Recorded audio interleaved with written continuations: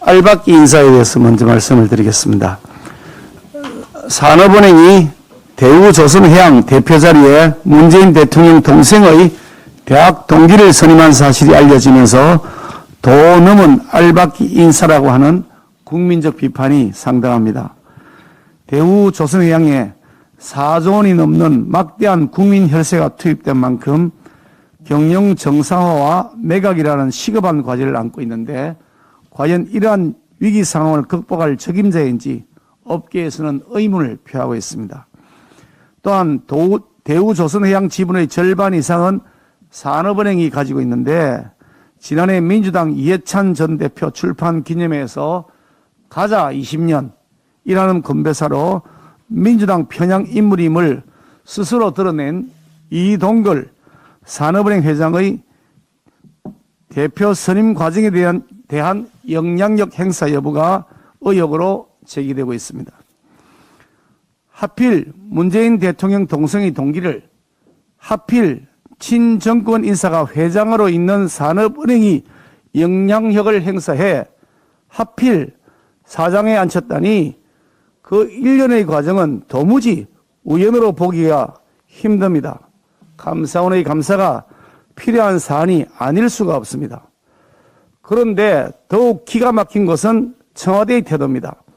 자신들의 잘못을 인정하고 국민들에게 사과해도 모자랄 판에 인수위가 눈독을 들이고 있었다는 사실이 놀랍다며 적반하장식 반응을 보인 것입니다.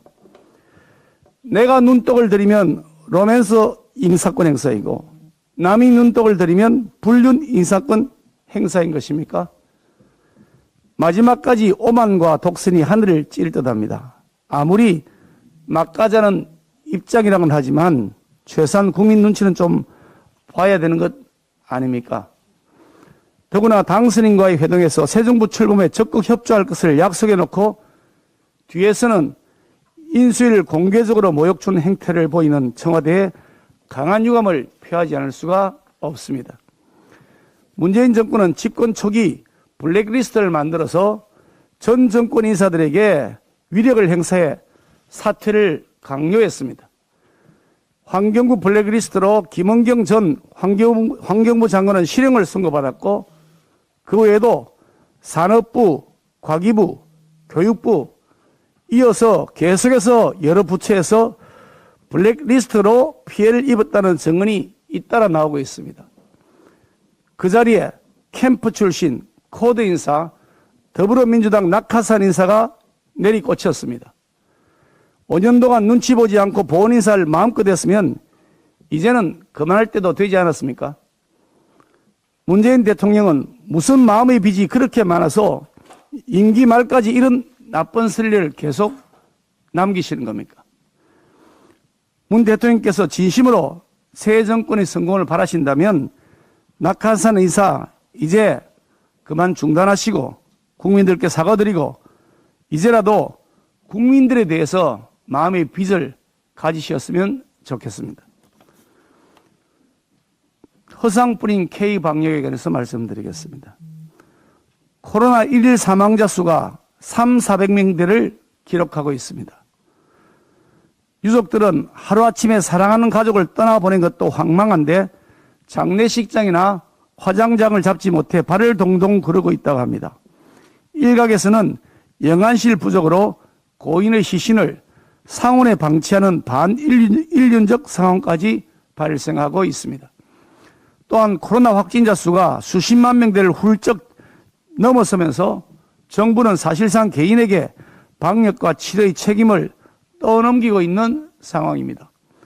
증상이 있어도 검사를 기피하는 사례가 늘고 있으며 약국에서는 해열제와 감기약 품귀 현상이 발생하고 있습니다.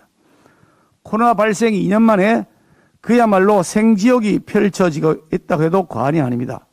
정부가 사실상 코로나 방역 대응에 손을 놓은 것 아니냐고 하는 국민들의 비판이 여기저기서 터져나오고 있습니다.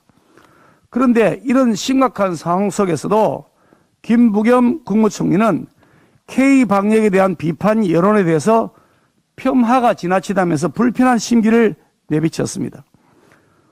국민들은 도대체 K방역의 실체가 있기나 한지 의문을 가지고 있는데 도리어 폄하운운하는 것이야말로 국민 수준을 무시하고 모욕하는 것 아니겠습니까? 실패했으면 솔직히 인정하고 국민 앞에 사과하는 것이 우선일 것입니다. 김부겸 총리가 한가하게 K방역 타령을 하고 있을 상황이 결코 아닙니다. 부디 문재인 정부는 실패 앞에서 또 국민 앞에서 겸손해지시기를 바랍니다. 덧붙여서 지금 코로나 진단키트 가격이 6,000원에 고정돼 국민들의 부담이 큰 상황입니다. 국회 보건복지위원회가 가격의 적정성 여부를 점검하고 정부에 신속한 대안을 마련토록 촉구해 주시기를 바랍니다. 문재인 대통령의 30년 지기 친구 송철호 현 울산시장은 취임부터 지금까지 울산 앞바다에서 장밋빛 청사진의 부유식 해상 풍력을 고집하고 있습니다. 한마디로 울산판 탈원전 무리수이자 120만 시민을 기만한 정책 사기극이 아닐 수 없습니다. 4년 전 송 시장은 2022년까지 50기의 해상 풍력 설치로 300메가와트급 전기를 생산한다고 약속했으나 지금 울산 앞바다에는 단 한 기의 해상 풍력 발전 단지도 없습니다.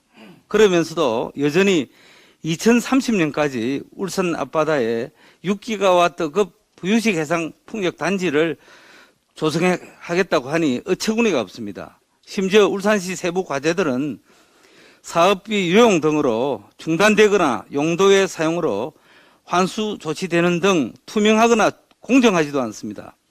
이마저도 꽁꽁 숨기고 있다가 울주군과 어민들의 반대로 무산되었다고 사실을 호도하고 뻔뻔함도 보였습니다. 실현성 없는 사업을 우리 당 후보였던 윤석열 당선인이 후보 시절 지적하니 허위사실로 고발하겠다며 협박까지 했으나 석유공사 타당성 조사에 따른 최대 20.7%의 자본 수익률 11조 2천억에 달하는 이 수익을 어떻게 배분하는지 묻는 질의에도 외면하고 있습니다. 신성장 산업 미래 먹거리로 둔갑한 울산판 탈원전 무리수 부유식 해상 풍력의 실체를 앞으로 사사시 훑겠습니다. 그리고 철저하게 침묵하고 또 문재인 정부의 탈원전에 편성해서 아무 근거 없고 과학적인 검증도 그치지 않는 이 부유식 해상 풍력에 철저히 침묵하고 부역한 산업부, 석유공사, 과기부 또 이를 철저히 감시 감독해야 할 감사원 등 관계 기관들도 문제의 심각성을 인지하시고 바로 자체 조사 및 감사를 진행할 것을 촉구합니다. 정권 말 문재인 정부의 제19 청기기용 알박기 인사가 도를 넘고 있습니다.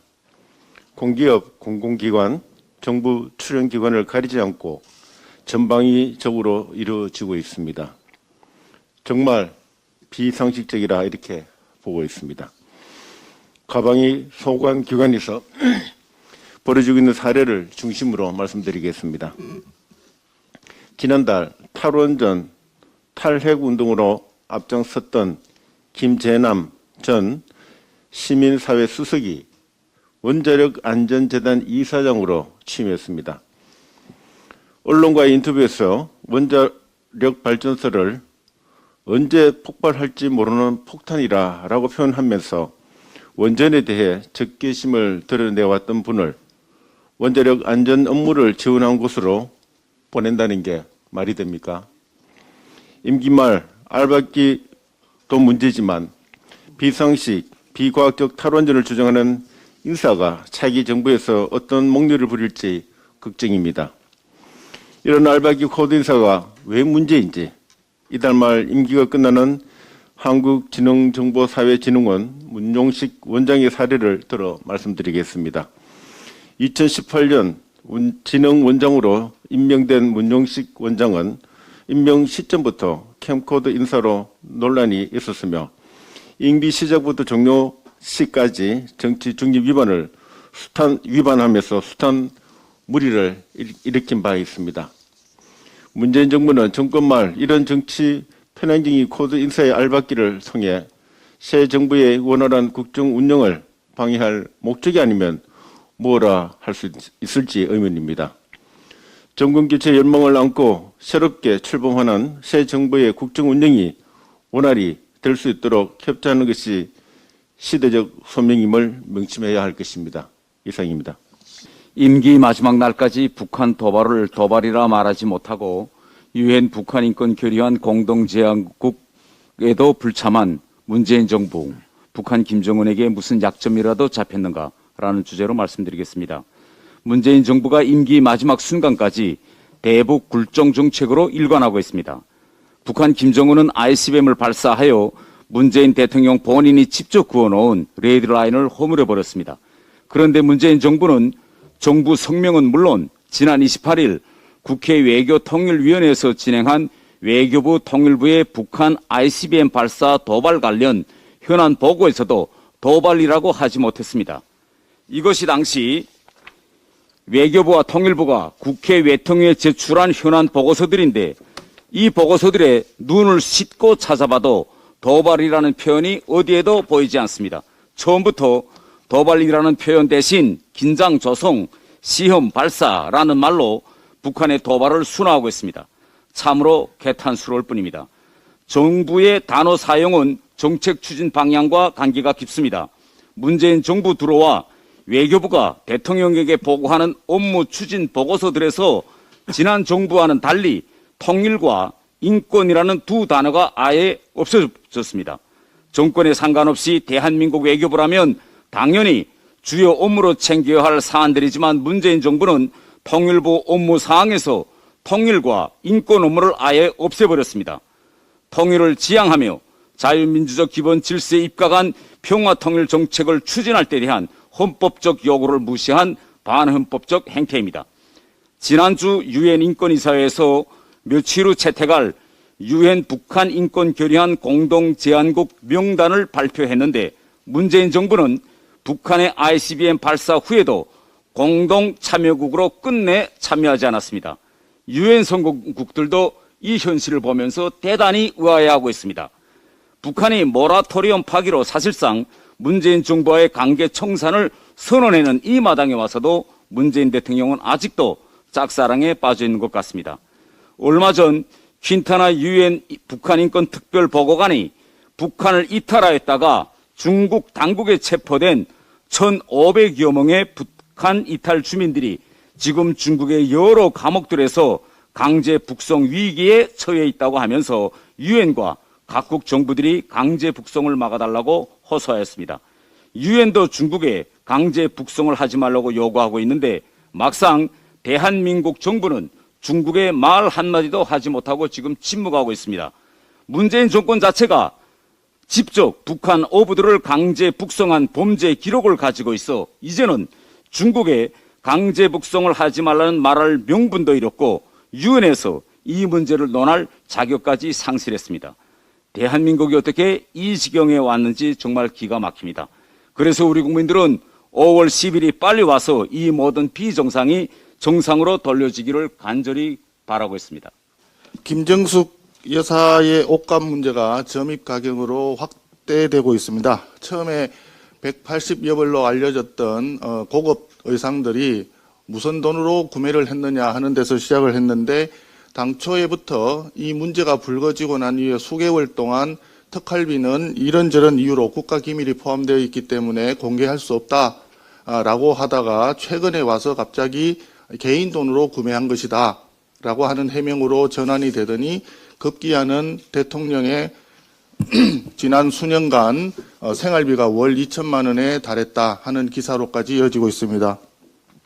어제 밤에 한 보도에 따르면 김정숙 여사의 의상 구매를 담당하는 직원이 6급 상당의 행정직으로 알려졌는데 김정숙 여사와 대통령 선거 이전부터 오랜 기간 인연이 있었던 모 디자이너의 딸이었다라고 하는 그런 보도가 있었습니다. 국민들은 대장동 사태 때부터 특정한 유동규 그때 일당들이 대장동을 그 작전을 펼칠 때 정민용 변호사를 당시에 전략사업팀장으로 성남도시개발공사에 취직을 시키고 거기에서 내부적으로 작전을 펴서 이 대장동 작업을 했다라고 국민들은 다 알고 있는데 그 당시 상황과 구도가 지금 현재 김정숙 여사의 오랜 지인이었던 특정 디자이너의 딸을 의상 담당으로 채용했다는 것과 너무나 구조가 비슷합니다.